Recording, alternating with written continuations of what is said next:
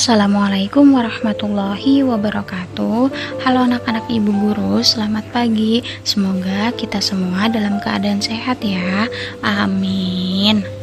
Oke anak-anak, sebelum mulai belajar, kita berdoa terlebih dahulu. Semuanya angkat tangannya. Bismillahirrahmanirrahim.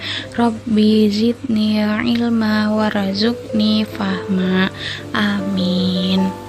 Baiklah anak-anak, ibu guru mau tanya nih, benar gak sih bahwa hampir setiap hari di lingkungan rumah, di sekolah, atau di tempat-tempat berkumpul, kita sering bersama dengan teman sebaya kita? Pada saat kita mendapatkan kesulitan, mereka merupakan orang yang dapat kita minta bantuan atau pertolongannya kan? Nah, karenanya kita semua, setiap manusia itu merupakan makhluk sosial yang selalu berhubungan dan saling membutuhkan satu sama lain. Nah, anak-anak, kita juga memiliki kelebihan dan kekurangan dalam berbagai hal. Untuk menutupi kekurangan tersebut, setiap orang memerlukan bantuan orang lain yang memiliki kelebihan. Apabila orang lain itu adalah kita, maka kita harus memberikan bantuan kepada yang membutuhkan bantuan secara ikhlas tanpa pamrih. Begitupun sebaliknya. Nah, anak-anak, dalam pergaulan sehari-hari, kita itu hidup saling membutuhkan dan selalu bersama-sama dengan orang lain. Karenanya, mereka patut kita hormati. Dengan cara apa? Dengan cara bersikap tawadhu kepadanya. Dengan demikian, mereka pun akan menghormati kita. Anak-anak, di antara cara bergaul yang baik dengan teman sebaya atau dengan lingkungan sekitar kita adalah memiliki sikap tawadhu, ikhlas, dan tolong-menolong dalam kebaikan. Karenanya, untuk materi hari ini kita akan mempelajari tentang tawadhu, ikhlas, dan mohon pertolongan. Simak baik-baik video pembelajaran berikut ini ya. Anak-anak, tawadhu artinya rendah hati, bukan rendah diri. Dalam pengertian luas, tawadhu adalah merendahkan diri tanpa menghinakan dan meremehkan harga dirinya. Dengan demikian, tawadhu kepada Allah adalah merendahkan diri dan hati di hadapan Allah yang dilandasi oleh kesadaran akan kebesaran dan keagungan Allah sebagai pencipta dari alam semesta ini.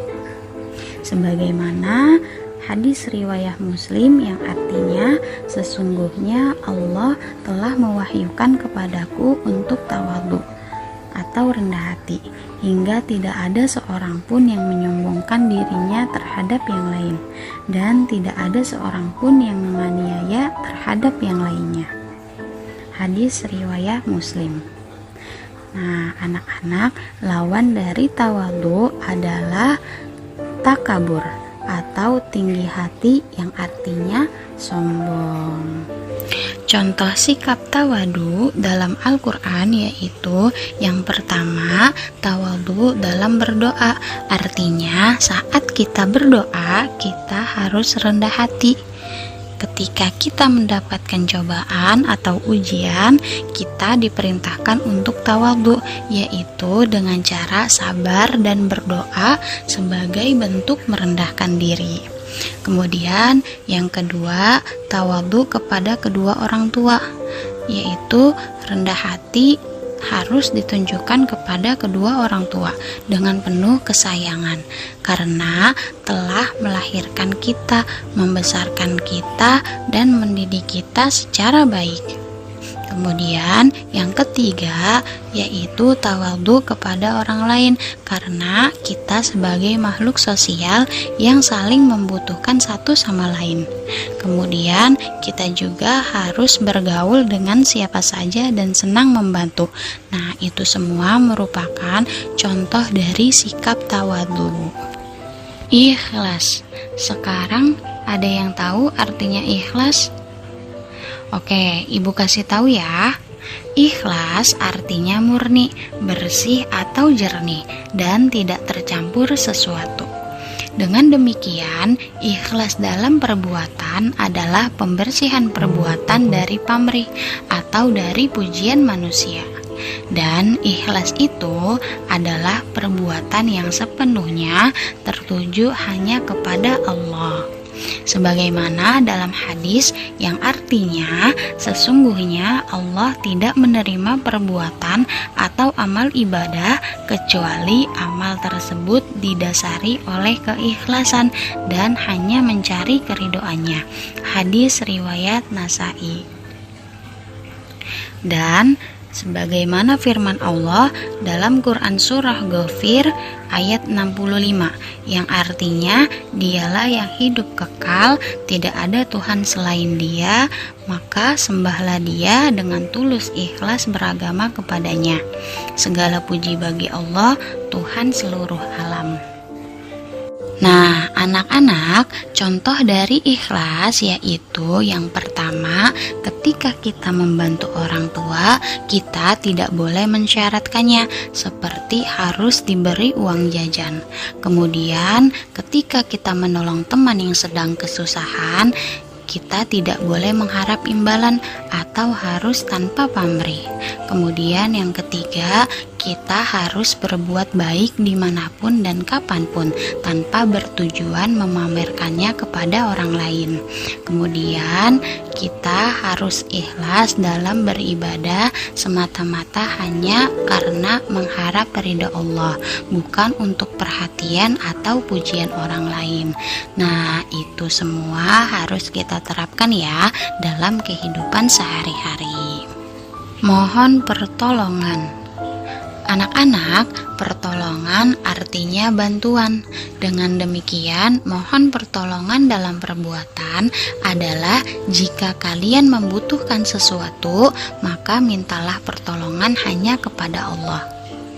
Apa yang ditetapkan Allah itu pasti akan terjadi, maka mintalah pertolongan Allah dalam hal kebaikan dan jangan minta pertolongan Allah dalam hal kejahatan. Sebagaimana firman Allah dalam Quran Surah Al-Ma'idah ayat 2 yang artinya, dan tolong menolonglah kamu dalam mengerjakan kebajikan dan takwa, dan jangan tolong menolong dalam berbuat dosa dan permusuhan. Anak-anak, jika kamu meminta sesuatu dan pertolongan, mintalah hanya kepada Allah ya. Niscaya Allah akan memberimu pertolongan.